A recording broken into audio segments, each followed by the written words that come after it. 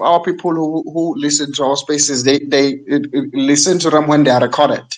So they get them in our timeline and then they start listening. Uh, because of data issues, of course, uh, which is one of the things that data free is trying to solve. So we continue with the guests, have a conversation.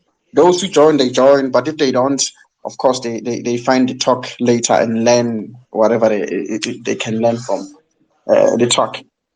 So I'm not sure with Sandile, he's supposed to join now. I don't know why he has not joined yet, but I think we should start. He will find us by the way. So I would like to welcome you into this space, and thank you very much, Mr. Lentell, for. It's an honor to us to actually host you in this space. Like I was speaking to Mr. Billy some other time about it, so we are very honored to have you here. So Mr. Mbili is a co-founder of Scientific, our organization. What we do is we had one purpose when it started in 2015, just to make science and technology accessible to the community. So, and then we started this organization, and we started having partnerships with community media, and then later national media also. We just talk about science and technology, even if there are when there are innovations and products that innovators and tech and entrepreneurs are having, we give them free platform to come and talk about their innovations and products on our platforms. So we're very pleased to have you here. So, Mr. Billy, any welcoming words that you can say before we can start, if you can?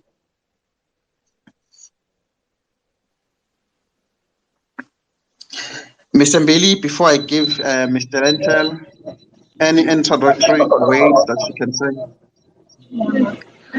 Okay, Tulani, I'm not sure if you can hear me on that side. Yes, we can. We can hear you. Okay, great. Okay, thank you for the great intro, Tulani. I'm really looking forward to this conversation with Gawa, and thank you very much, Gawa, for your time. I will not be participating too much on this conversation since I'm on my way to Western Cape right now. So I'll be more of a listener than a speaker. So all my questions, I'll try to type all the questions that I have. I hope this is gonna be very, very successful. Okay, back to you, Tulani. I don't have anything more to say. Okay, thank you very much, Mr. Billy. Thank you very much. Starting straight to Mr. Gawa Lintel, he's the CEO and the founder of Data Free, the founder of MoyaApp. He went to Lancaster University, and then in MoyaApp, he founded MoyaApp in 2018, and then they have a lot of cool services inside there. A lot of cool services inside the MoyaApp. I use it like it's amazing. It's amazing. But I don't want to talk too much about it since he's here. He's gonna tell us about my app. Yeah. So just your introduction, Mister, and uh, just your introductory remarks, Mister Lenser. Hi, Tulani. Thank you very much. I'm very happy if you call me Gour, by the way. Of course, I respect okay, Mr. no Lentell, but you know we're all the same. So feel free to call me Gour. Okay, thank you. I'll call it Gawa. Thank you. I appreciate you inviting me to join the spaces. Thank you. I could talk for hours, but you know, time is always precious. So I'm happy to talk about anything you'd like me to talk about with MoyaApp or Data Free or the story, or I guess it's helpful if you can just guide me a little bit on what you would like the focus to be. Okay, thank you very much about that.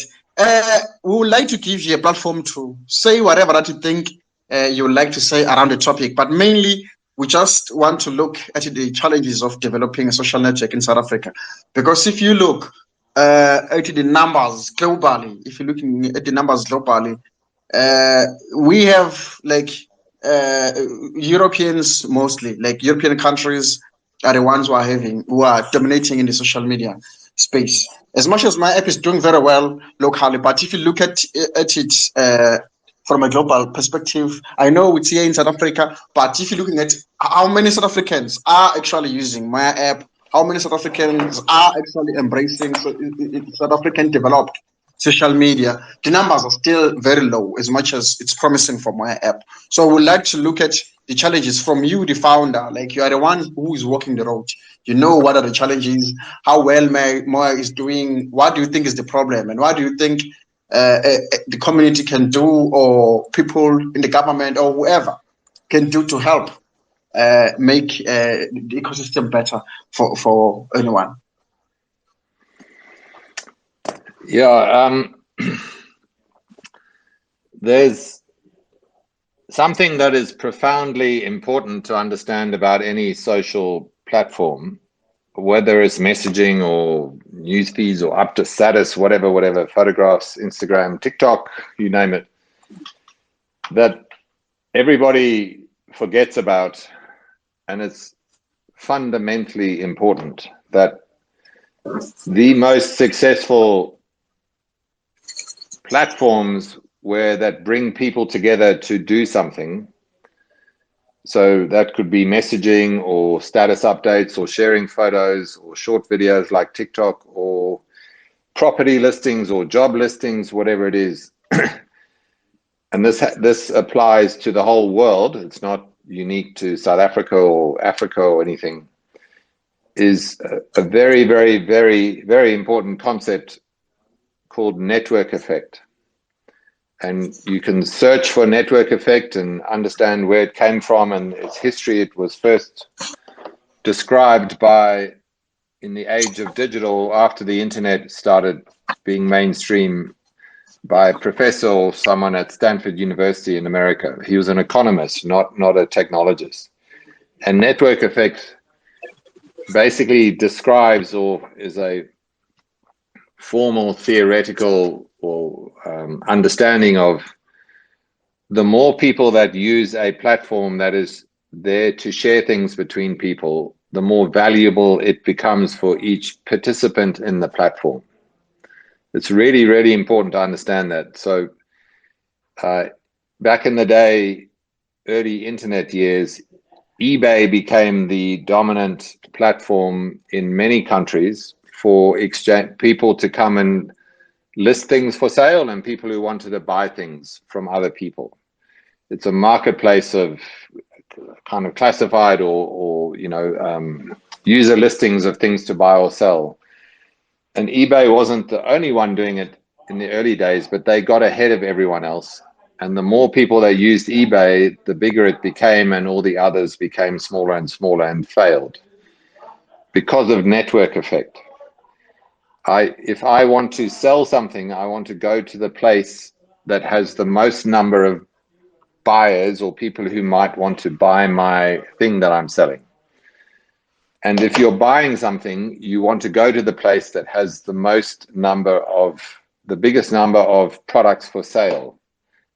We all know what network effect means in our practical real life.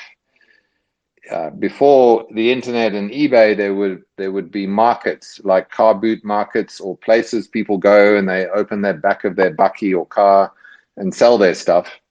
And you always wanted to go to the biggest market because you had more chance of selling your things, or if you were buying, you had more choice of product to buy. So social media is exactly like that. WhatsApp is dominant, or has been dominant, in South Africa and the rest of Africa and many other countries, because everyone uses it. If you come and live in South Africa, you have to use WhatsApp if you want to communicate, chat, messaging with people. If you went to live in China, you can't go to China and say, hey, everyone, I use WhatsApp. They would just laugh at you. You have to use WeChat in China because that's what everyone uses in China. In South Korea, they have the most popular messaging platform is called Kakao Talk. If you go and live in Korea, South Korea, that's what you need to use. You can't sit there by yourself saying, I use WhatsApp, message me on WhatsApp. No one will. Even when WhatsApp had outages in South Africa, which we know earlier this year or whenever it was, all the media here writes about Telegram, Signal, they're the next big thing. But do you guys know anybody that you can WhatsApp message on Telegram or Signal? Probably not, because the network effect sits with WhatsApp, and when you have it, it's very, very difficult for anyone to compete with you. So the reality is there will only be 1 or 2 or 3 social media platforms in South Africa. That's just reality, and they happen to be because they got there first. Facebook, WhatsApp for messaging, and now TikTok's come along with something different, and they have become big for the short video format they offer, and Facebook is trying to compete with them and not very successfully so far. I would honestly say, and it's not because I have any bias to any company or origin, Facebook won the game and WhatsApp won the game in South Africa for that kind of platform where people exchange something. On WhatsApp, you exchange messages and calls maybe, but messages. On Facebook, you exchange status updates and what you're doing. Instagram, you would exchange photos, but Instagram's not very big in South Africa, despite what the industry wants you to believe, because it's too expensive on data for most people. And just because you have a new social media app or new messaging app, you've almost got no chance of taking it away from the people who won the race to be number one and build network effect. That is the barrier to entry for anybody else. I'm conscious I shouldn't just keep talking and talking. Yeah. I'll pause there a minute if you have a question. Yeah, we have too many questions. Very, very, very. Yeah, it's very clear what you just explained. Thank you very much. Yeah, we'll just keep it conversational. I hear here you mention the issue of these social networks. Once they happen here, they get too big. But you're looking at WeChat. Yes, in China, if you go to China, you're gonna use WeChat. It also, as you were saying, depends on where you are. But you're looking at social media platforms like TikTok. All those ones, they are new. They just came, but you can see they are taking the industry by storm. Like they are growing. They are growing. When WhatsApp came, Facebook was already here. Twitter was already here, but then WhatsApp had an opportunity to also grow beyond like one would actually expect at the beginning. So, what do you think should be done? What can we learn from those platforms? From your own opinion, do you think it's impossible to actually change that, or you just need a bit of time? What do you think is needed? Is required actually there? The lesson in the global industry, in any market, for any of these platforms, and I stress that with the kind of platform we're talking about, is a place people go to exchange something. So WhatsApp, you're exchanging messages or status updates or whatever on Facebook. The other types, it's the same thing works for property listings in South Africa. Property 24 has the #1 position. It's very difficult to take it away from them because they built network effect. eBay kind of used to have it here for that sort of thing, and then Gumtree came along and took market share from eBay in various countries, and then eBay bought them because they were tired of them disrupting the eBay business. The same would go for cars, buying and selling cars. What are the big dominant platforms where you buy or sell car that have network effect online I'm talking about?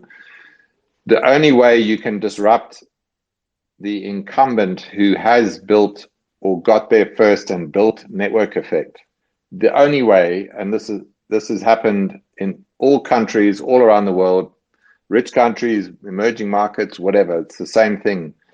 if you want to try and disrupt the incumbent player that has network effect for whatever the exchange is, pretty much the only way you can beat them or take market share from them is to either be completely much better. So people go, hey, this one's way better than this one. They start being interested in using it. Or, price can be a factor. So Gumtree disrupted eBay, and that's an American company with a UK founded company, Gumtree, because Gumtree was free. It wasn't better than eBay to begin, but it was free, whereas on eBay you had to pay to both sides, buy or sell. Mixit had it in South Africa back in the day, but they didn't adapt their product to smartphones as well as WhatsApp did, and WhatsApp took the market share from Mixit. Arguably, BlackBerry had it back in the day for messaging with BBM, but you had to have a BlackBerry phone. So a lot of people got BlackBerry phones because you had unlimited messaging, but WhatsApp beat BlackBerry because WhatsApp worked on all devices. It didn't require you to have a particular kind of phone, a BlackBerry. It's kind of the same, but for anyone who's old enough, before Google came along, the biggest global search engine was Alta Vista, but Google came and beat Alta Vista because it was much, much better. Much better. And people said, geez, this one's better. I'm going there. I'm not sticking with Alta Vista. And Amazon website for commerce has it in America and many other countries. They're the biggest. So if you want to sell something, you want to be in Amazon. If you want to buy something, you go to Amazon because it's better, faster, cheaper, whatever. If you want to disrupt Amazon in America, you either need to be much better than them, which is now very difficult because they've got so good, or the way some of them have got market shares by being very specialist. So you just sell shoes. And there was a website, I think Zappo or something like that, that got so good at it because it was just shoes and they did it better than Amazon that Amazon bought them in the end. So as niche players have cropped up in certain categories, if they're really good at it, then Amazon buys them and takes them into Amazon or owns both of them. So the reality is, so what TikTok has done is Facebook were very comfortable because they had all the messaging in South Africa, WhatsApp. It was very difficult to take that away from WhatsApp. They had social media, as we came to know it, with status updates and your friends and all the rest of it with Facebook. And they had Instagram, which is why they bought Instagram, because it was pretty good at photo sharing and a different user experience from Facebook. And they bought Facebook bought Instagram just before they went to the IPO on the stock market for $1 billion, and everyone thought that was nuts. But actually it was the deal of the century. Instagram is worth 500 times that today, or whatever, 50, I don't know, a lot more. And then Facebook sat back and said, right, we own social media. We've got messaging, we've got status updates on Facebook, we've got Instagram, everything's great, we'll make those products better. And then TikTok came along with something different. That's why TikTok has succeeded. They didn't try and do what Amazon does. They didn't try and do what Facebook does or Instagram does. They had a new format and experience, and people liked it. It was nicer, better, more exciting, fun, whatever, than Facebook or Instagram. And now Facebook's rushing around trying to be more like TikTok on their platforms and, having some trouble with that. So you've got to be different or much better than the incumbent with network effect, or you've got to be cheaper if there's a cost to using something. That's the only way, and it applies everywhere in the world. It's not unique to South Africa. You can't, which is really very hard, is to sit here and say, well, I'm going to make a social media platform of some kind. No one will use it because they all want to be where everyone else is. You've got to have something really, really great to even have people think about using your social app or platform, whatever it may be. It's not actually it's not because you can't build it a good product or experience. It's a huge, massive challenge. If we went to China and said, Even if you could speak Chinese and all that and say, I'm going to make another app for messaging or whatever WeChat does, you've got almost no chance, because 1 billion people in China use WeChat every day for everything. You've got no chance of persuading people that you've got to, unless it's much, much better. So it's a huge challenge for that reason. To a lot of people in the tech industry, me included, at times have thought, oh, I'll just make one of those and it will be great. You're almost dreaming, delusional. You've really, really got to focus on what's going to be different about this and what's going to be great about it. So much greater that people will think about moving. And to be honest with MoyaApp, the thing that made MoyaApp different from WhatsApp day one and always will be is data free. It's like WhatsApp, but no data cost. That has real meaning to people in South Africa, because WhatsApp is great, by the way. It's a really great app, and they constantly keep it great. And I have admired the founders of WhatsApp to this day, because they've always had a number one focus on their product and experience and never let anything else get in the way. And it's great, but if you don't have data, you can't use WhatsApp. That's the Achilles heel, if you like. We said, well, what if we make an app that is like WhatsApp, but data free? Now that is the difference. It starts there, and sorry. I'm sorry.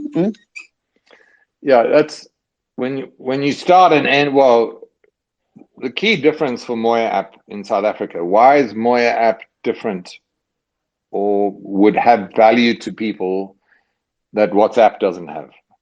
First of all, WhatsApp is not data free. We all know what it's like when you want to message someone on WhatsApp and you can see they haven't got a bundle or they've run out. Geez, I can't get my message to Talani.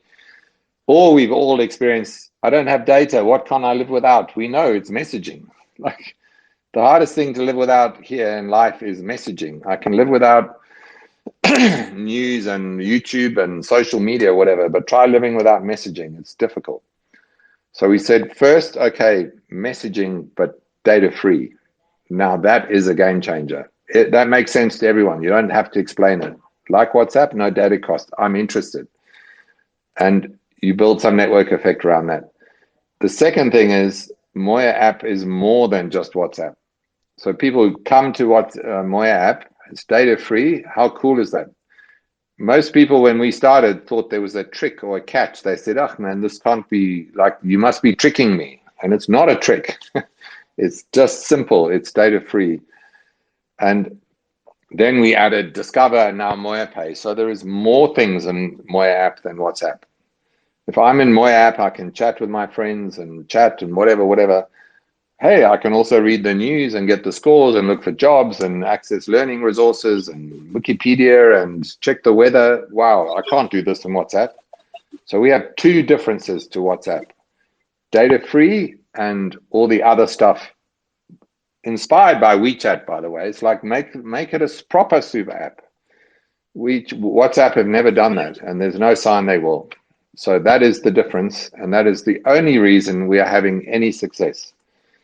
And we always, by the way, have to always keep in mind, and sometimes I struggle with our internal developers and whatever, that it must be a good experience. The data-free thing is, my analogy for data-free is it's icing on the cake. If someone bakes you a great cake, and then you put icing on it, now that cake is next level. I was like, yeah, I love this cake. But to pardon the expression, if the cake is shit, it's shit. Doesn't matter how much icing you put on it, right? It has to be good cake. And then data free is the icing. It's like, what a pleasure. But if the cake is no good, doesn't matter how much data free you do it, it's never going to work, because people will look at it and say, oh man, this is rubbish. I don't even want to use it. I don't care if it's data free. It's crap. So you must focus always on trying to make it a good experience, and then data free is icing on the cake that WhatsApp doesn't have. Very, very interesting stuff. Gour. Very interesting, very interesting. I was even thinking here, looking at some of these services and these apps, as you have just mentioned. Do you think, and I wanted to ask this question, do you think maybe there's something that the government can also do in terms of the policies? Because if you look at countries like China, in China, like the issue of the case of Baidu, for example, in China, they have this tendency of saying, we're going to ban Google here. You're not going to use Google here. You have to use Baidu. Policies are going to push people of their country to make sure that they use a local service, which helps with the network effect, as you were saying. Do you think South Africa here, don't you think things like that can help here in South Africa if we can have things like that? Because I think that's what makes China moves quick sometimes. Of course, also many other factors, but I think also that helps because they are very very vocal about that. If US builds Google, China says we'll beat our Baidu. They build WhatsApp, we'll beat WeChat. Like they go like that, and then they always make sure there are policies that push people, local people, to support those services. Do you think the government here is doing enough for entrepreneurs? The policies, maybe don't they have any effect, if you, in your opinion? To be honest, I'll just give you my opinion. You have to be very careful with that kind of thinking. China didn't say you have to use Baidu. They just said you can't use foreign services like Google, WhatsApp, or whatever, Amazon. They kind of put a ring fence around it and said we'll keep out the foreign competitors because we want to stimulate the home economy to build these sort of products and services. So they created the opportunity for entrepreneurs in China to build the equivalent products and services. They didn't mandate that you must use this, you must use that, you must use that. They just said we want to give our economy a chance. Secondly, they had a functioning, fast-growing, well-managed economy that was growing at 5 and 10% a year, GDP, creating jobs. They had really, to China's credit, there's been much better distribution of income. As wealth has been created, China has taken hundreds of millions of people from poverty line or subsistence living to middle-class consumers. So as wealth was created in China, they, better than any other country I can think of, distributed that wealth to their population. In other words, they had less corruption, and it wasn't all being kept in the hands of the already wealthy. They just, people got richer in China. But that's been going on in China for 40 years with consistent GDP growth rates of 5-10% a year and distribution of income for 40 years. It didn't happen overnight. It took time, and they were consistent, and their economy was working and growing, and exports and whatever. It was a well-managed economy. So most other countries around the world, and this is not unique to South Africa or Africa, it's the same all over the world. The temptation is for people in power to put up walls to say, you can't, we're going to keep everyone out, but they don't actually allow entrepreneurs truly to flourish, because they then try and, the people in power have stakes in the companies that are being protected through these kind of laws, and they benefit directly. There's not as good distribution of wealth, and you need competition in a market. China is a very competitive market internally. You don't survive if you don't do well and make a great product at a good price. So they've stimulated competition within the Chinese economy. And obviously it's a huge country with 1 billion people. So there's lots of companies and products and services and people competing with each other. You have to balance it. It's not an answer to put up walls and say, keep all the foreigners out, we're going to do it ourselves, if you are not allowing true market competitive economy to work to the benefit of citizens at large. And unfortunately, it's human nature everywhere that is doesn't usually happen that way. It's so many countries have put up protective barriers saying if South Africa said we're not going to have WhatsApp or Facebook or whatever, what are the alternatives? And is there a really healthy, functioning, competitive market of entrepreneurs and investment to let the best, product win? Invariably there's manipulation of that here, and advantage given to entities that have links, the right political links, etc., and you kill it in the end. So I would, from my point of view, speaking as MoyaApp, I don't want government endorsement for us to be successful. In fact, that can be a double-edged sword or poison chalice, because if they wanted to start deciding what we do and don't do, that could be not such a good place to be in. What frustrates me as MoyaApp is when I hear on radio all over the country, FM radio, all the DJs or announcers say, send us a WhatsApp and to get listener feedback. That's just one example. When a government minister or department says, WhatsApp us to apply for your SASSA grant or whatever it is, every time they mention that word WhatsApp, it's free advertising for WhatsApp in this case. It's for the foreign-owned Meta, Facebook company-owned WhatsApp. They are validating it all the time. When someone in Ukozi FM says, WhatsApp me and tell me what you think or what your vote is or what you like to listen to or whatever, it's an advert for WhatsApp. And here we are as a homegrown product in South Africa, built for South Africa, data-free, and that's what we have to compete against. WhatsApp has become so dominant that everyone just talks about it like it's a verb, just WhatsApp me. It's like we say, just Google it and find out. I mean, credit to Google for having got to that position, and WhatsApp in this case. But even when I hear the Minister of Communications say we need a homegrown Mixit or whatever, and here we are, by the way, it's called MoyaApp, and we've had millions invested into it. We're sitting here in South Africa, and then you see on government websites links to WhatsApp or the SASSA grant, especially WhatsApp.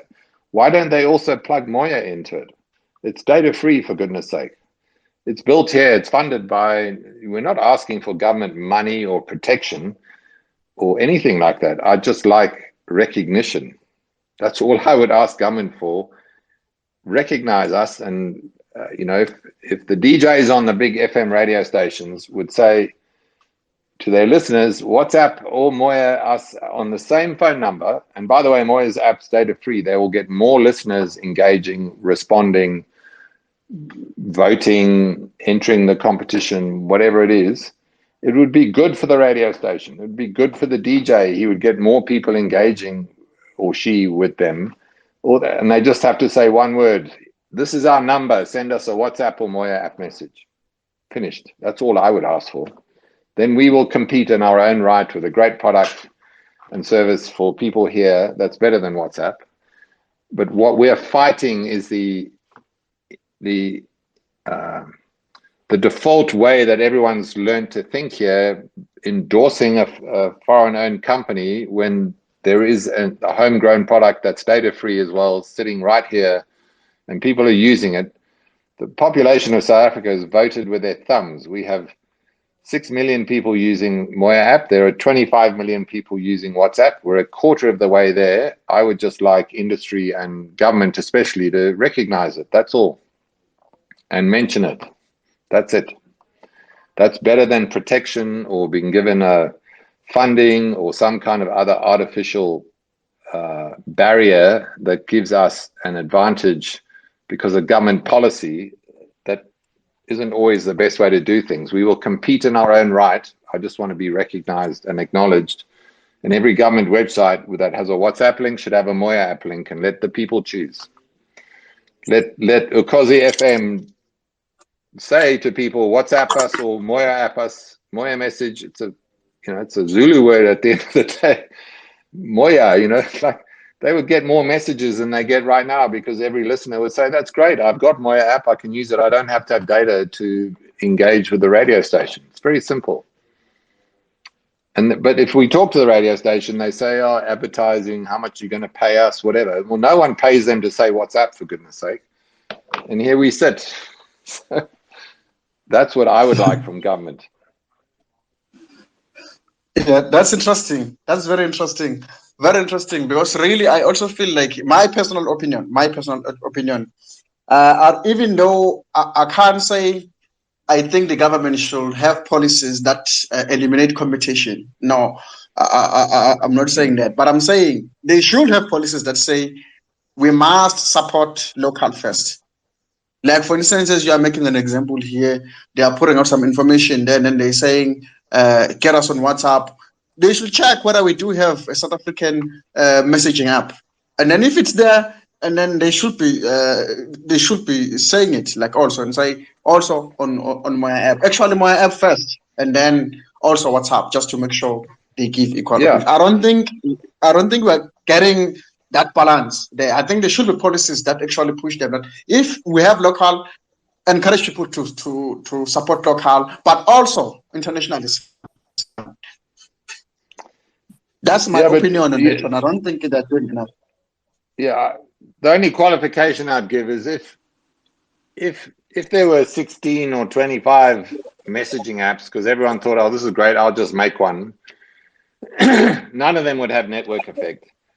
So I think, it's still the job of the entrepreneur or the business to prove that you actually have a great product. And the only way you prove that is you have users or customers validating that.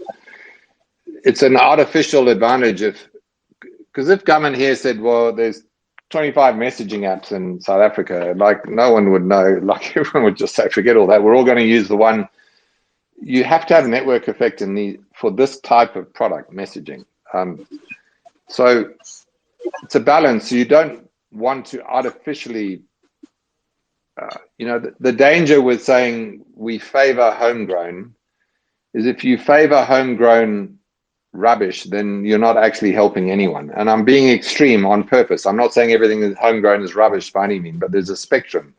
If it's actually great and a good product and service and efficient or good value for citizens or users, then government should actively be promoting or endorsing or mentioning them in an appropriate way, because the product proves itself. If people don't like it, they won't use it. Doesn't matter how much anybody, government or anyone else says, you've got to, this is a good thing. So there's a balance. I've learned in my life that countries that erect barriers to competition for foreigners or whatever invariably fail, and the economy collapses and all becomes a disaster. We're all consumers at the end of the day. I want to use the best app in this case. I don't want anyone telling me which one to use. I want to use the one that's a great experience, that has real value for me, and obviously for network effect that other people are using. And neither Signal nor Telegram have achieved that in South Africa, because why would you want to use Telegram instead of WhatsApp? Telegram's great with their huge groups, and it's more a social media platform where you can tap into groups of 5, 20,000, whatever it is, talking about Bitcoin or, whatever the thing is you're interested in. WhatsApp doesn't do that, and we're not trying to do that either. But that's really where Telegram has value for people. They use it more and more globally for that sort of thing. People in Ukraine are following huge groups on Telegram talking about the war and conflict and other things there, which is great. That's their niche, if you like, in Telegram. But day-to-day chat, I don't know what you guys or anyone listening, I mean, when last did you send a message in Telegram to a contact for a message purpose? Probably not for a long time. But there's a balance here. Personally, I don't want to see artificial type support or funding or something. I mean, it's good for the South African government to give entrepreneurs and startups here help, support in the right way that lets them then get going and deliver great products. But if the support just lands up creating a whole bunch of wishy-washy things, it's not really going to ultimately succeed. So that's the balance. And I'll express again, my frustration is every time a radio announcer, TV, politician, government website or whatever says the word WhatsApp, it's a completely free advertising and endorsement for that platform owned by a foreign company that is taking most of the revenue they earn in South Africa out of the country. It's free advertising. Sorry to interject. I'm not sure if everyone is hearing me. I can hear you. Yes, we can hear you. Short intro. I'm Aldous Butelezi, just a startup entrepreneur. But I'm curious. I've been listening to you. I have some questions that I've written them down there. So I'm not sure if I'm going to ask them at once, but I'm going to ask them at once. First question: have you talked to the government about saying to them, "Hey guys, look, we have this thing. Okay, I understand if you approach you because they are in business to make money, so they will like you to pay for them. But government, just to push government, if you have something like this, please include us." Have you talked to them? What did they say? That's question number one. Question number two: monetizing MoyaApp. How are you guys monetizing? Where are you going to get money? Because we know WhatsApp, they share they share the data. They are not making any money direct from WhatsApp, but they get it by sharing data to various companies or organizations. How are you monetizing or planning to monetizing MoyaApp? Third question: don't you think MoyaApp being free is a disadvantage on its own? I'll break it down to you. People who, okay, we have a Facebook page on Facebook. Our company is a delivery company. So it grew exponentially during the DSR 350 thing because we're updating people about it. So we got, I think, about 80,000 people who followed us just for the SASA thing. Now we have about 130 people, but it's hard to monetize them on our Facebook page because they were here for 350. They don't have money, so we cannot monetize them. I'm looking at it at that side. If you say it's free, so when it's free, you are treating maybe I can say 350 people or unemployed people mostly, because those are likely to be joining the MoyaApp. So the investors, maybe they would say, okay, or the companies, the advertisers, if you're planning to advertise, okay, your platform is free. People who are using your platform, they don't have money to spend. Why we should come to you if you attract people who don't have money to spend?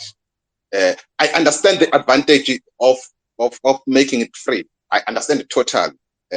Why you're doing that and how it's going to help. But I'm just a bit curious on that being free. Don't you think it will lower things down? Okay, let me stop on those three questions for now. Okay, thank you very much, Nkolisi. Okay, Kawa, can you please then take that one? Yeah. Thanks for the questions. Good questions. First of all, I just want to highlight a key, it's just a language thing.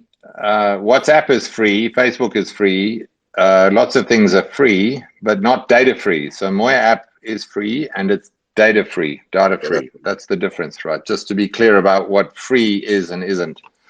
Yeah. WhatsApp can stand up and say we're free. They are free, but you need data, so you need to pay the networks. And I'll take it in different order. I'm passionate about this point. I grew up and was born and grew up in Zimbabwe, and I lived in the UK and Australia for many years. I came back here 4.5, nearly 5 years ago to do this. And I had friends and people in Australia say before coming, or when I was here, who would want to do anything with poor people with no money? I see it often in here in South Africa, especially people that are well off or in business or advertising agencies or whatever. They immediately assume if people use data free, it means they've got no money. So what's the point? Why would they even want to talk to them? I find that incredibly, I get really passionate about it, because the reality of life in South Africa very clearly is the majority of people, most people, citizens in South Africa, are cost conscious. They have incomes of certain levels. Even if you're not in a formal job, you've got a daily hustle, you're doing something, trying to earn a living, and communities support each other. The vast majority of people in South Africa are consumers. They have some money and they live. They buy food, they buy clothes, they need transport, they need somewhere to live. They just have less money. They have a limited amount of money. Even if it's a 350 grant, they are a consumer because they spend that money on something. And the first thing you spend money on is the necessities of life. You may not have extra money to buy data or do things online or go to KFC or buy a nice pair of shoes or whatever, but they are consuming products to live. And those people, you know, that there are big companies, Unilever and all the big consumer brands and Target brands and all the retailers, ShopRite, etc., that want to tell everybody in South Africa about their consumer products that are, most of which are food or, you know, clothing or whatever, because they want to, you know, everyone in South Africa pretty much is a customer for those sorts of companies and products. There are not, I mean, of course, there are some people in South Africa that have no income or really very poor and depend on, you know, whatever.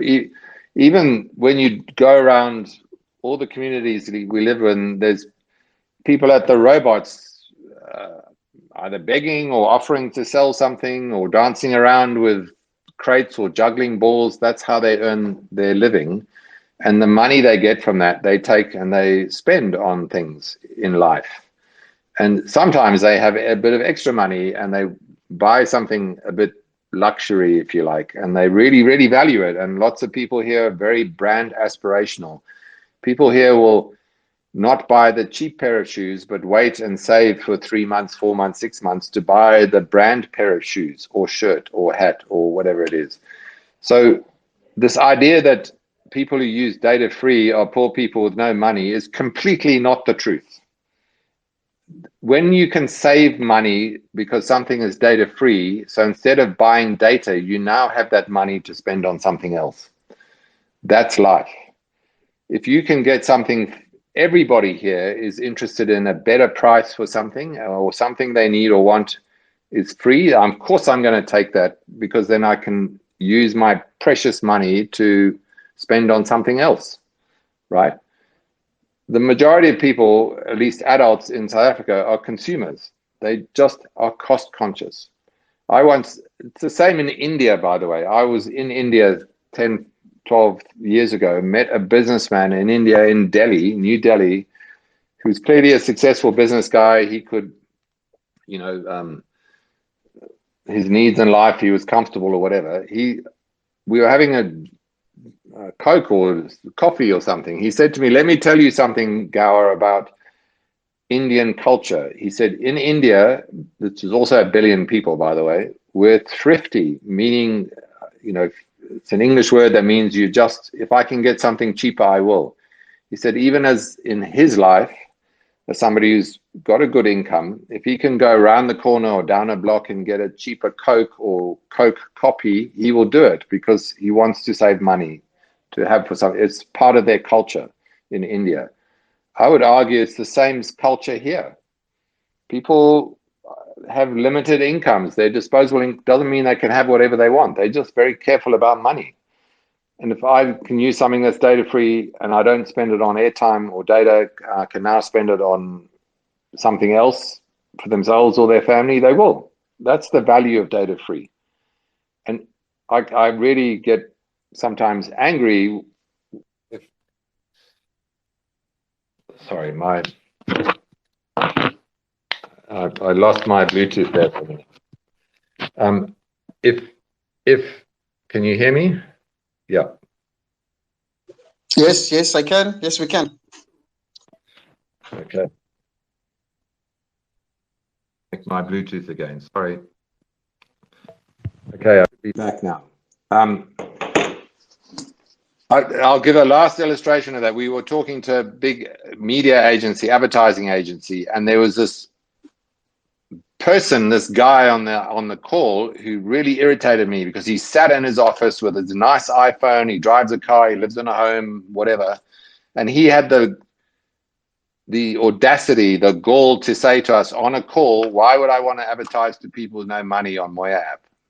He clearly did not understand life in South Africa. He didn't empathize with people who are in a much less advantaged position to him. He just thought everyone was like him with an iPhone, lots of data, cruising around on Facebook all day long, and that's what he wanted to advertise on. It's nonsense. He completely did not even understand the market he's in. I think his customer was KFC or someone. I mean, who's the customer of KFC? It's all over South Africa and the townships, wherever. And he just didn't even understand who he was trying to talk to from an advertising point of view on behalf of his customer. He thought everyone was like him. That's the mistake. Data free does not mean poor people with no money. It means people who are cost conscious. And if they can save money on something that's great and data free, they will. And actually, that's the majority of people in South Africa. So that's one answer to a question. Yes, we have spoken to government. We've even had the Minister of Communications who knows about us, whose department team communicate with us, who completely understand what we do, and yet nothing happens. Every government agency should be aware of us, and wherever they say the word WhatsApp or put it on a website or talk about it or think about how to communicate with citizens of South Africa, the mainstream population, they should have MoyaApp in their heads as well as WhatsApp. I'm not asking for a special favor. Just stop flipping talking. Even this is a human nature thing, by the way. Most people high up in government also have cars and iPhones and homes and second homes and comfortable lives, and they pull out their phone and think everything that's going on in the world is on their iPhone. It's not, actually. Most people in South Africa don't have all the apps they've got, and many are using MoyaApp because they like it and it's data free, icing on the cake. And the government minister or department official, whoever it is saying, well, I don't understand MoyaApp because I don't have it on my phone. They're like the ad agency guy. They're not really thinking about their population and citizens and what's going on outside of their own little bubble of experience. So government do know about us, including the Minister of Communications. So in the end, you just get frustrated because nothing happens, or they're too busy in meetings playing with their iPhones and they forget about us. We will win not because government tells everyone that, in some way puts restrictions or gives us a leg up. We are winning because the people of South Africa are voting with their thumbs instead of their feet. They are already using MoyaApp at scale because it's a great product and service. And by the way, it's data free. It's not because government said this is a good thing. And we will keep doing it to the point where one day government or business or whoever wakes up and says, wow, there's this thing going on in South Africa we didn't know about. I've heard that many times from our customers, business customers, who go, geez, why didn't I know about MoyaApp? So the business model of MoyaApp, how we monetize it, is a very, very important question, because it has to be sustainable to you know, if it's a good business and it's sustainable and growing and people like it, then we will be successful.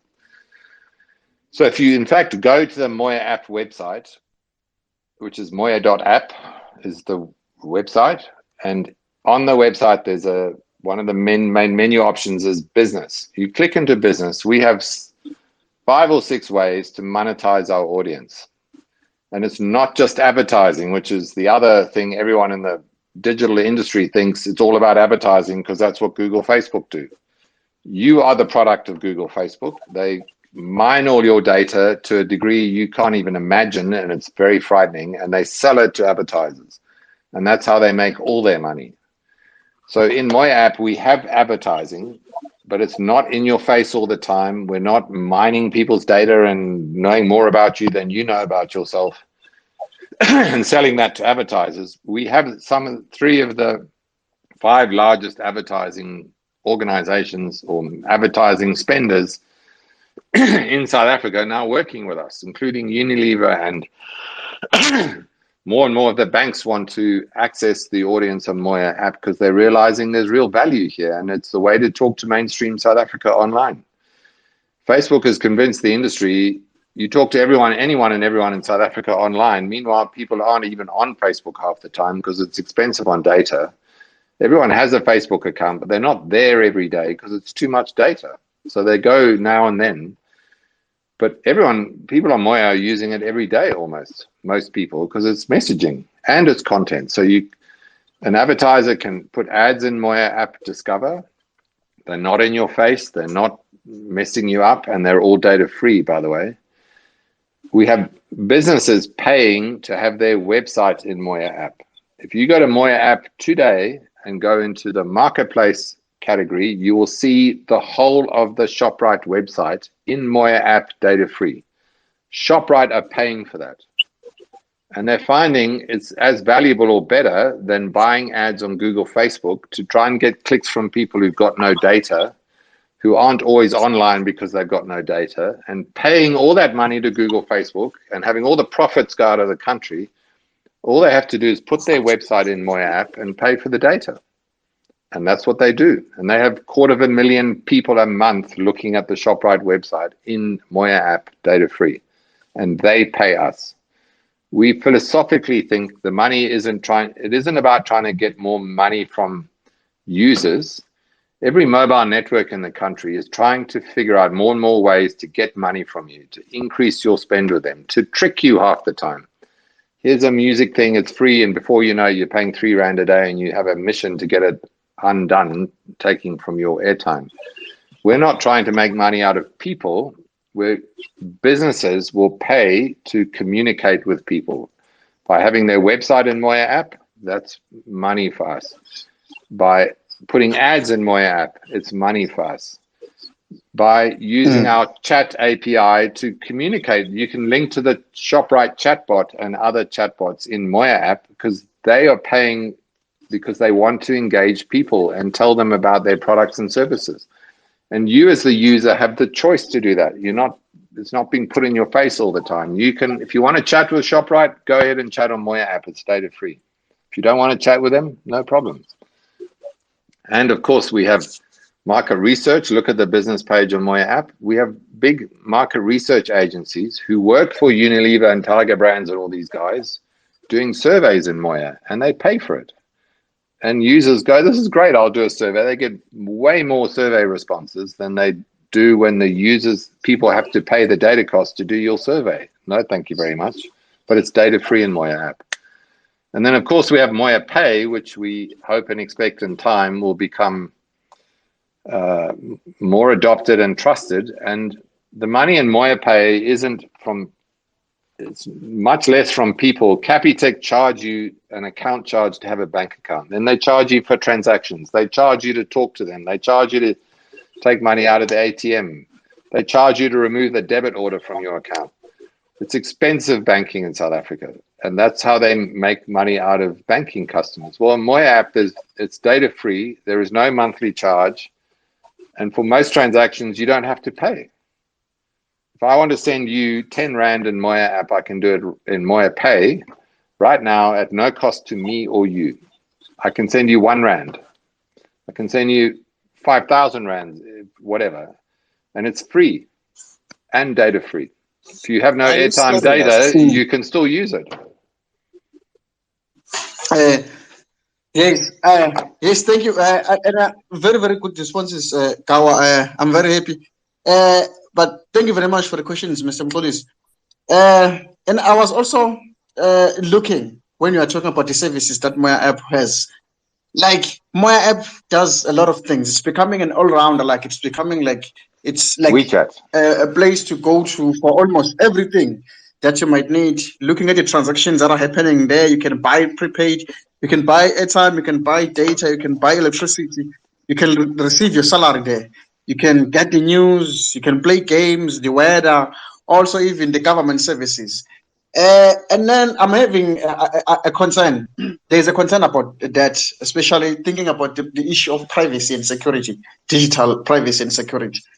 Like when people start doing everything in an app, like how secure is my app? Like the privacy when it comes to their data, like We how don't private is sell their people's data? data. We do Mm, not sell people's data. All the messages encrypted end to end, like WeChat or Signal. Our business model, when I've followed the tech industry and digital for years and years. I've been to Google in Silicon Valley. I've worked with these companies. I've been to Facebook. We, as part of our business strategy, we're not trying to be like those guys. They are machines in terms of how they track you and the data they collect about you. It's frightening, actually, when you look at it. And I looked at it in detail. We're not in that business. And it's our point of difference. So your messaging is mm, encrypted on MoyaApp, but we can't read your messages. They're encrypted end to end. We don't mine all your data and track you around the internet and want to know where you are all the time or whatever. It's not our business model. So we have a privacy policy. You can read it. But in the end, you have to earn people's trust. I do not trust Google anymore. I don't. I know I can see what they're doing on my phone. mm. It is shocking. If Google became in the hands of a Yeah. dictator or populist, dictator, we should all be very, very frightened. Google knows more about all of you Mm, than you know about yourself sometimes, and it's very deeply mm, embedded, especially on Android smartphones. Exactly how much tracking is going on. It's shocking. We're not in that business, and I do not want to play in that business. Don't want to compete with Google. We can't. They're so damn clever at it. There's no chance of competing with them. But we will be different and respect people. The big thing it's important mm, to me philosophically is be clear and transparent to people. So data-free messaging in MoyaApp is data-free text messaging. And if any of you have used MoyaApp, you know when you want to send a picture or video in your message, the first thing we say, hey, this is not data-free. It's going to use your data. There's no trick. There's no catch. We're not trying to deceive you. And I strongly believe if you're honest and transparent with people, you earn more trust because people will go, that's fine, I understand. Thank you for telling me, instead of tricking me. I think banks trick people here.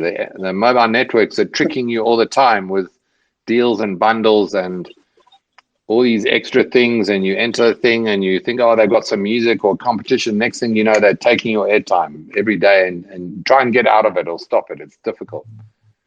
They're trying to get more money mm. from you. We will be clear and honest with people. If it's not data free, we tell them. No tricks. Yes. I think that is very relieving. That is very relieving. Okay, on the issue of privacy. Now, the other issue of security. The other issue of security, because you can have, there are too many hackers that are out there now trying to hack, like they hack people on social media every now and then. Like, how secured is data, is my app from hackers? Let me put it that way. We're tech guys at the end of the day, and I know security is something you have to take very seriously because you get compromised once and that's the end of your business, probably.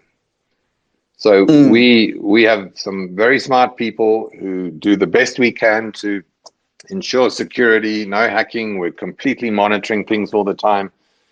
I mean, for ourselves, because sometimes people are always trying to work out how they can get other stuff data free. Can they hack us in some way to download videos or porn or whatever it is? And there've been moments where things happen. We see it, we stop it straight away. I've no interest in being, well, it's really important to be secure as best we can. There's no 100% guarantee, but we work really hard at it. And we're good technologists. And it's very risky. If you don't do that properly, you're potentially blowing up your business, because if you get compromised one day, then that's game over. I never want to be in that position. For a business reason, not because I think it's a good thing. It's clearly a good thing. But we've had hundreds of millions of rand invested in our business by investors who put cold hard cash into it. So we definitely do not want to be caught out with a security issue like you hear about or read about. In fact, every time it comes up, you remind me, you must go and double check, triple check, quadruple check that we're doing the very best we can on that front. And in the end, you earn trust from people. You know, why? I think Google and Facebook are very secure in terms of protecting their data, but boy, if you have a look at how much data they're collecting about you, you'll be frightened.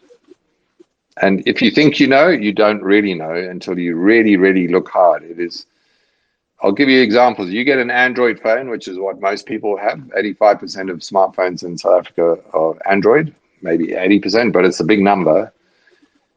When you make a phone call on your Android phone, it might be a bit different with Samsung, but most Android phones, you are using a Google app to make the phone call. They know the phone calls you're making. They know when you get phoned. They have the SMS app is Google. You put geolocation on, they know where you are. They know who you're talking to, how often, what your messaging activity is, where you are, where you live, where you go to work, blah, blah, blah. And that's just the beginning. Be frightened, everyone, of how much data is being collected by Google. That, you know, somehow they manage to keep their face clean in terms of, and then government say Google, you know, we'll Google this, that, and the other, whatever. They know more about you than you know about yourself. I work hard on my phone. I turn all that crap off.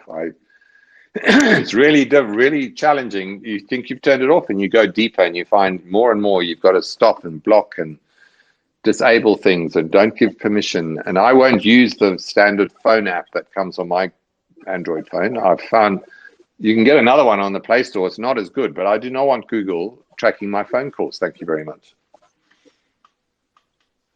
And I can assure you, you have to, you know, it's what I say partly, but we're not in that business. I'm not sure if I can ask. Okay, you can ask. Okay, no, I was happy with your response. No, I've got what you are trying to do. We need to make MoyaApp a good business. Don't get me wrong. It has to be a good business. Like WeChat is a very good business in China, and everyone uses it all day long for all kinds of things. If it's a good business with a great product and happy users who trust you, then you've got a really good business. If you're trying to compromise and gouge people or trick them or, you know, be deceitful or not tell you what's really going on, ultimately you won't be a good business. So I think it just makes business sense to behave that way, not because of, you know, you do the right thing by people, you'll have a loyal user base that like you, love what you're doing, and you've got a good business. Trick people, compromise security, privacy, be deceitful. You're just, you know, all people want to do is, you know, I don't know. I think a lot of, unfortunately, the big brand companies here, do you really, I mean, you can trust the banks here, your money's safe in the bank account. But you know what the agenda of banks here is to gouge fees out of you, is to figure out another way to make money out of you. Debit orders are the classic example of a evil little part of the industry. It's convenient, but there are billions of rand being made every month or year or whatever from false debit orders. People buy businesses here with a debit order book, and they keep taking money from accounts because they can, and the banks don't stop it. They could easily. Have you ever tried removing a debit order from your bank account? You have to go to the bank, queue up, transport yourself there, queue up, pay 15 Rand to get a statement printed, and then go and sit with someone and pay them 40 Rand or whatever it is to have the debit order removed. I mean, that is absolutely nuts. And what do you think the motivation of the bank is? It's to charge you. To make money. They provide a great, they make money. They have a good system, and your money is safe in the bank in South Africa. Many people in Zimbabwe worked out years ago, your money wasn't safe in a bank. Lebanon have frozen bank accounts because of their economic crisis. Venezuela, they did the same. Argentina, they did the same when the economy went pear-shaped and inflation and whatever. Your money wasn't safe in a bank account. Well, so far it's been safe in South Africa. You can always get your money out. But when the shit hits the fan in terms of economic crises, Lebanon is the current place where you can go and read today, they've frozen bank accounts. They're having people rioting or doing crazy things like holding up the bank, not to rob the bank. It's just to say, I want my money, please. That's in my bank account. It's my money. Please give it to me. And the government have frozen bank accounts. That's when you don't trust banks anymore.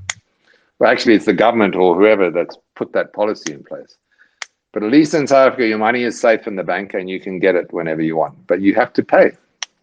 That's their business model. We're going to charge you to spend your own money. I think that's crazy, personally. Give me your money. Imagine giving your money to a Gour to look after, and then you went to say, can I have my money now because I now want to spend it, and they charge you for it. So that's what Capitec does. Put your money in Capitec, and they charge you every time you want it out. Or they charge you to have the account in the first place. That's the business model. They're at least it's clear, you understand that, and you choose to use them or not. I just think there's a different business model, which is more like WeChat in China. We don't charge people to spend their money. We charge businesses who want you to spend their money with them. That's where the money is. Someone's always much happier to pay a transaction fee when they're being paid as opposed to when you're paying. Why do you have to pay to spend your money? By the way, in South Africa, the business you're spending it with, if they're using a card or whatever, is also paying the bank or Visa, MasterCard. I just think there's a better business model. Give people a convenient service. It's data free. Your money's safe. It's all regulated completely under South African Reserve Bank rules. We don't charge you to spend your money. And now you can send money to your relative on the other side of the country for nothing, free. Or you can take your money to ShopRite or Pep and pay them to send the money to your family member back home or whatever. They make a lot of money out of it. It's a big industry here. I think we can disrupt it because it's better than that. It's data free and it still works. We don't have the cost overheads of a large bank.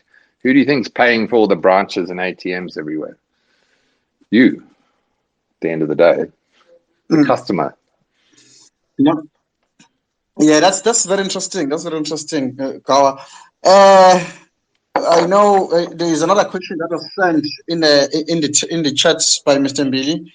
He's asking whether MoyaApp will forever be data free. That is the first question. Will MoyaApp be forever data free?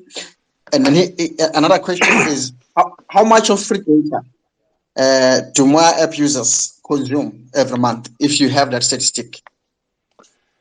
It's probably confidential. MoyaApp, the basic, in time there may be some services in MoyaApp that are not data free, but you'll always know and be told up front. Messaging in MoyaApp will be forever free, data free, forever. And because we think deeply about this, we are very, very, very efficient about how we use data. I can tell you now, the average person, the people who use, for messaging on Moya, the people every day who are messaging on Moya use about 0.3 of a megabyte, because texting is cheap. It uses little data and we compress it and we optimize it. We do all kinds of things to make it even more efficient. The irony of texting is it's the one thing everybody wants and needs every day, but it's the smallest amount of data. Isn't that crazy? The thing we know from lots of research, when people run out of data or they have no bundle or whatever, what everyone misses the most and needs the most is messaging, text messaging. Not video, not pictures, not whatever. I just want to be able to send a text message saying, I'm late, can you pick me up? I'm stuck, I love you, I can't come to work today, whatever it is. It's the most valuable thing on a mobile phone, and it's the cheapest in terms of data. Which is why if we say you send a picture, that uses 100 times more data than texting. So we say, no, you use your data, or wait till you get to Wi-Fi or whatever. We don't trick you. So texting is really cheap. I mean, what a crazy idea that the thing you want the most is the cheapest or less cost on data, and we're making it data free. I think it's genius, actually. If you think about it. No one's ever done it anywhere in the world, by the way. We're the first in South Africa. This is a world first. No one has disrupted WhatsApp, I'm not sure where if I they can ask. have network effect in any market, anywhere in the world. And they are dominant in many, many, especially emerging developing markets. No one has ever taken that away from WhatsApp when they are number one. I think we're the first in South Africa.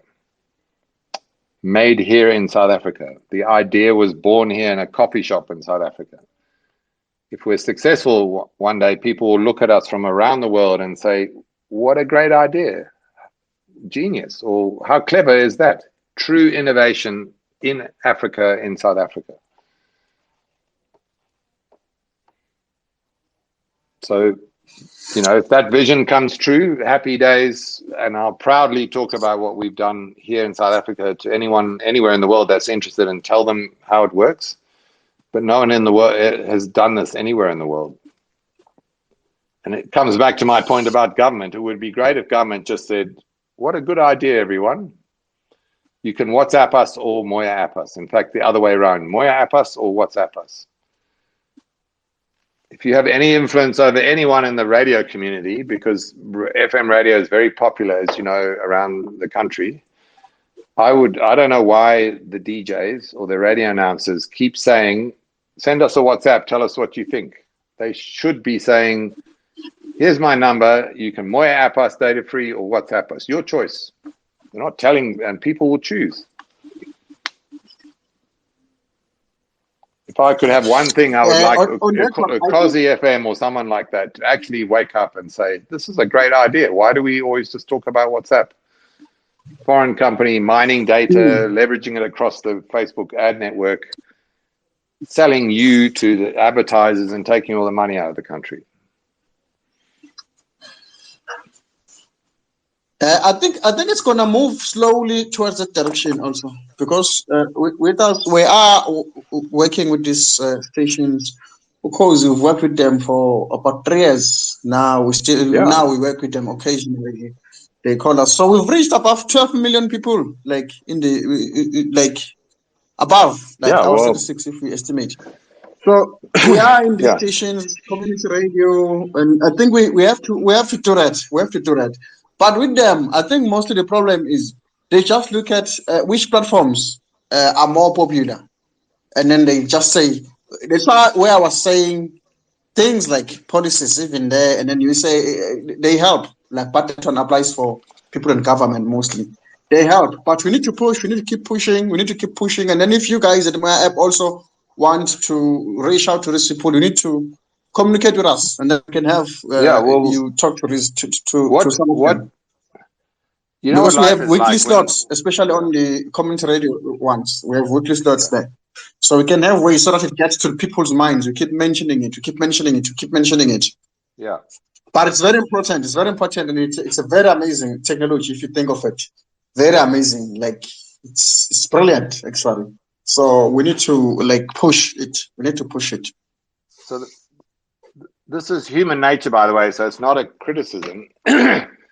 But often people who become successful as a radio DJ, for example, I mean, it's a prestige, good job to be one of the lead radio announcers or DJs on Ukozi, right? And often people, when they're successful, human nature, they get paid more, they have a nicer phone, they might have a car. And their first instinct is they look at their phone and their life experience to see what's popular. And, you know, they've probably got Facebook and use it a lot, and Instagram and TikTok. You know how heavy data TikTok is? Jeez, I've checked it. It's like you need a lot of data to use TikTok. But if the radio guy, especially on the big radio stations or girl, just stop for a minute and say, it's not about what I think and my life experience and what my friends use.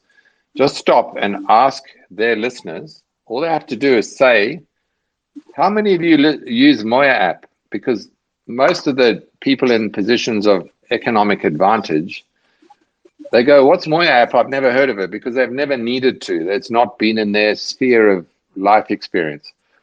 And if they just stop thinking about themselves for a minute and actually ask their 7 million listeners on Ukozi FM, hey, who out there uses MoyaApp?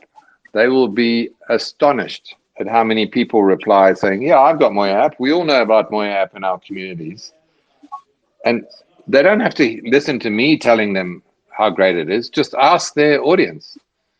And the minute they do that and actually have their own audience saying, yeah, we use it, or we have it, or whatever, that's the light bulb moment when they go, oh, geez, we better take this seriously. We didn't know people were using MoyaApp, because what they don't know, they've never had it in their own experience. They just ask their people, their audience, the citizens of the country, what are you using MoyaApp? They will be amazed. And then we get taken seriously. Most companies that go to the bigger companies like Ukozi FM, I'm just using them as an example, by the way, but it applies across the board. If I rock up and say, yeah, well, I'm MoyaApp, we do this great thing or whatever, the first thing they're thinking is, how much am I going to pay them as an advertiser or to promote something or whatever? WhatsApp never pays them, which is crazy. But that's their first thought. So I would rather their own listeners tell them this MoyaApp is a thing. And then they'll come and talk to us, and we'd happily work with them to help them and their advertisers actually take advantage of the platform. An advertiser should be running an ad on Ukozi FM saying, here's my thing, you know, Fanta competition or whatever the product is. And all they have to say is, find us in MoyaApp. That's it. No websites, URLs, complexity. Because everyone on MoyaApp would go in and they'd see the brand sitting right there and discover and engage, enter the competition, tell them what they think, chat with them, whatever. That's all you have to say is, KFC is in MoyaApp. Everyone who's got MoyaApp knows what that means and how to find KFC. If KFC, I'm using them as an example, say, go to our website, www.whatever. I mean, so many people go, that's too hard. But if you just say, I'm in MoyaApp, they will, so they can tie together the value of broadcast media like FM radio to reach a lot of people very quickly, to be aware of the product, brand, promotion, competition.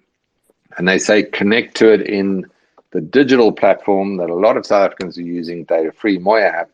Suddenly the advertiser, the brand, will have the closed loop of advertising on radio and then seeing the people come and engaging with them in a digital channel on MoyaApp, data-free. That's the commercial opportunity. And, you know, I would hope in time every small business, entrepreneur, local service provider in a community says, I need to be in MoyaApp because people can find me, I can chat with them, I can tell them about my product, they can order, I'll deliver food or bricks or whatever it is. That's what WeChat in China is to most people in China. The same is possible with MoyaApp in South Africa. And it's not a foreign-owned business. It's grown here. That's the value, commercial value, going back to the earlier question of how to monetize MoyaApp platform and grow the network effect. So in the end, everyone wants to be in MoyaApp because everyone's there and you can talk to them, tell them about your product, business, service, education, whatever. we're talking to the guys behind Matric Live. If any of you have heard of Matric Live, it's a great app for helping high school students years 10, 11, 12 or whatever, matric level, made by two guys the developer grew up in Meadowlands in Soweto. He's done an amazing job. They want to be in MoyaApp coming very soon because now people can access it data free and maybe pay very, very, very small price, like 2 or 3 rand or something, and have the value of Matric Live data free in MoyaApp. They don't need to go and get another app. There's one small example of the commercial value to a business like Matric Live doing a great product and service for the school kids of South Africa, and there's a much smarter way to monetize that, not with big amounts of money, but small, that people can afford for education. The government isn't doing that. We're doing it with Matric Live. I don't need, government will take a year to even come up with a plan. We're just doing it. All I would like from government is acknowledgement and recognition for the great thing we're doing in South Africa. Yeah, some very interesting points there also.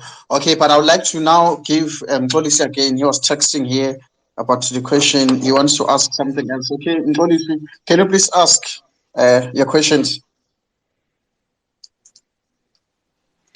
By the way, Tulani, I need to go soon. I'm sorry. So I have to,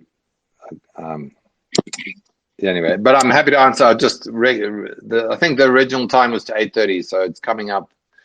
So if you don't mind, I'll be happy to answer more questions or also have another session, but I've got only 5 more minutes right now.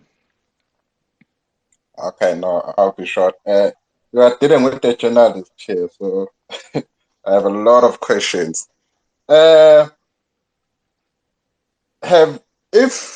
If I put, I'm not sure how does this work. We want to create an app.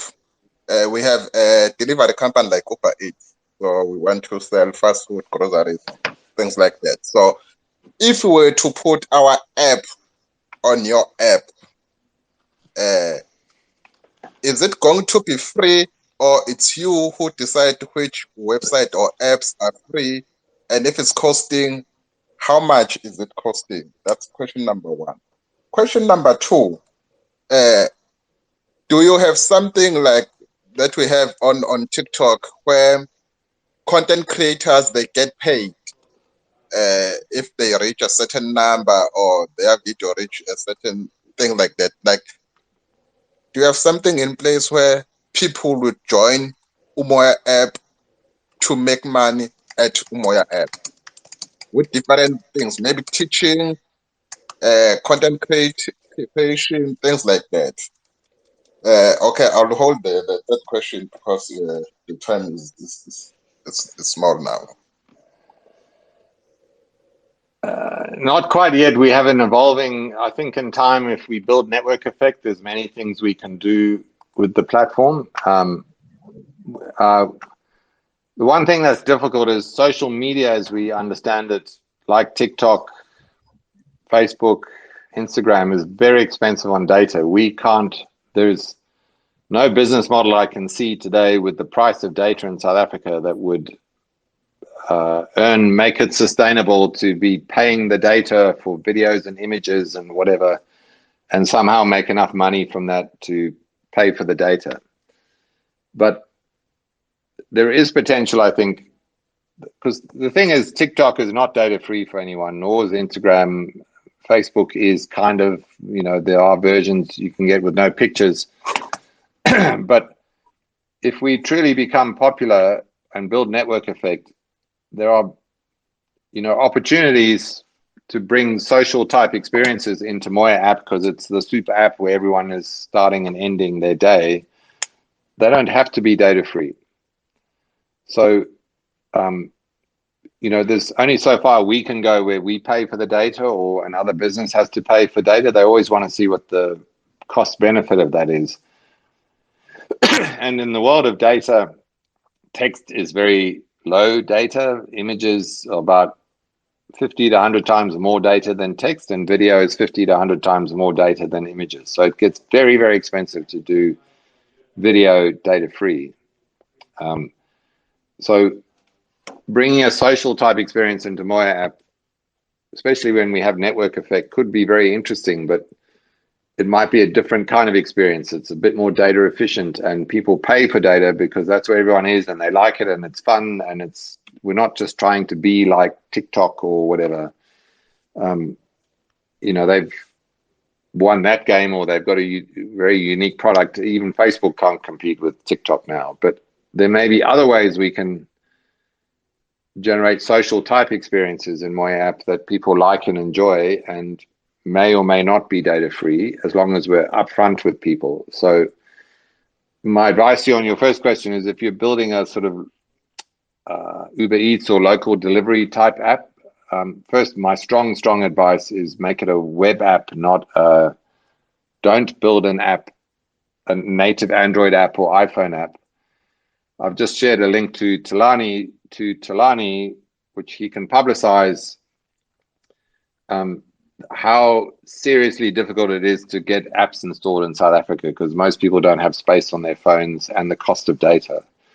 If you have a web app or a little website or PWA, whatever you want to call it, we can add it into MoyaApp data free straight away. We also don't want to decide who wins or loses. Anyone who wants to be in MoyaApp can be in MoyaApp, as long as it's legal. So we don't obviously want illegal things.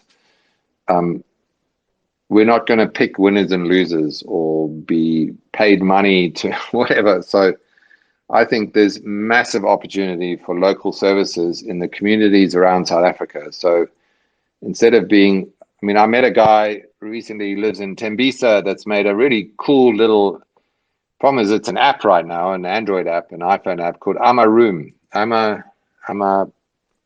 think it's Amaroom. It's like an Airbnb, but for townships. It's really clever. He's a great guy, and he's lived and breathed the problem. He understands communities and how it works in the townships around Gauteng, and he's built this great little service to help people find accommodation or advertise the back room they have or whatever it is. It's perfect for South Africa. It's not Airbnb. It understands the communities and dynamics of South Africa. I was very excited to meet him and say, there's something here that could work. If we bring it into MoyaApp, you'll get 100 or 1,000 times more users than ever you've seen before.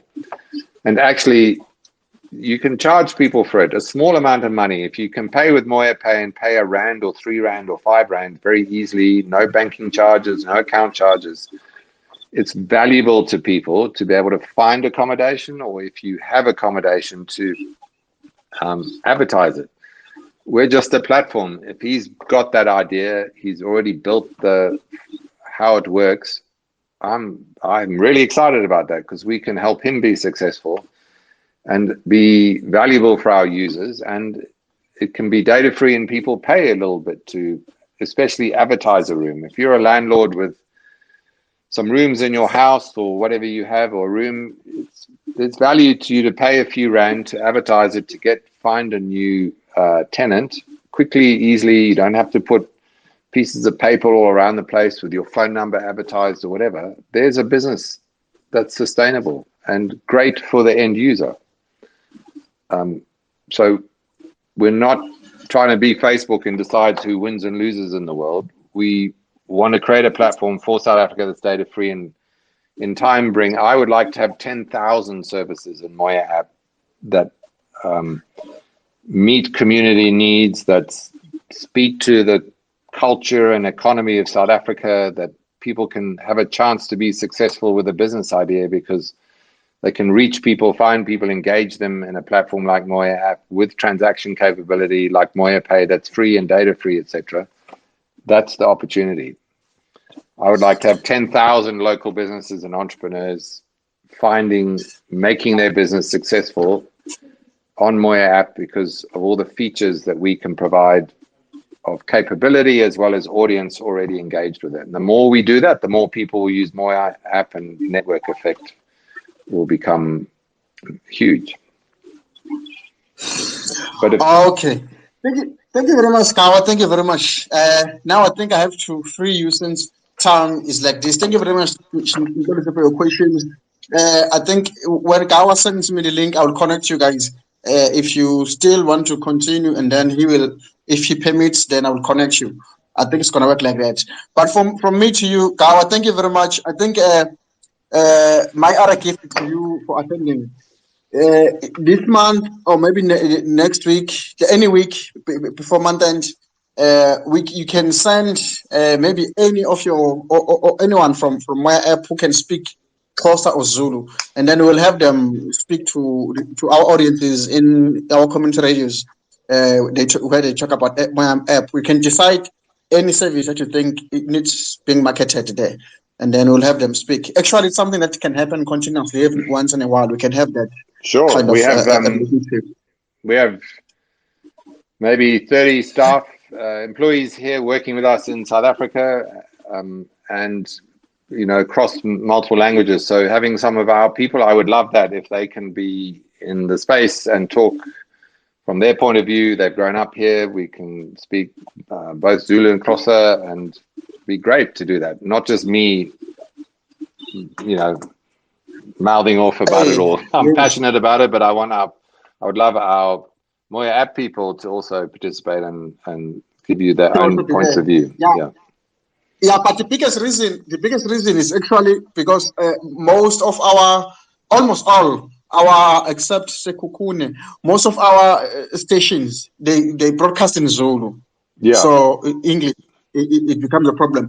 But if they say there is no one who can do it, and then we can talk with you, you explain to me those services, and then I understand, and then I can talk about them. Have a topic about them, and then I talk about them. 3 or 4 people that are native Zulu speakers. So Guguletu, Gugu, Lesotho, Sipiwe all work with us. They can completely cover that. I was much better instead of translation. I wish I could speak Zulu, actually. I will have you straight away if you could. But then no problem. Then I think we will talk. You will have them come.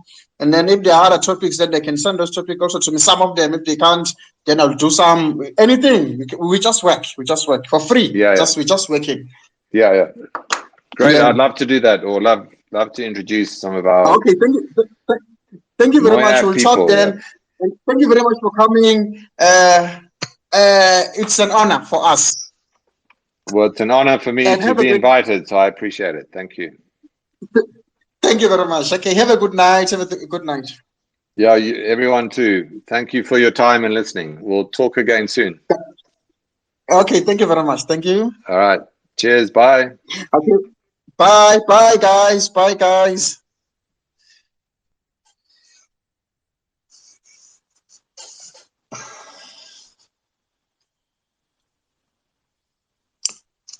Hey. Bye, guys. The space is still recording. It's close. We'll speak private. If you have anything private to talk about. Okay, recording. Okay, sharp. Yes. Okay, guys. Thank you very much, guys. Thank you very much. Bye. Thank you for attending. Have a good night.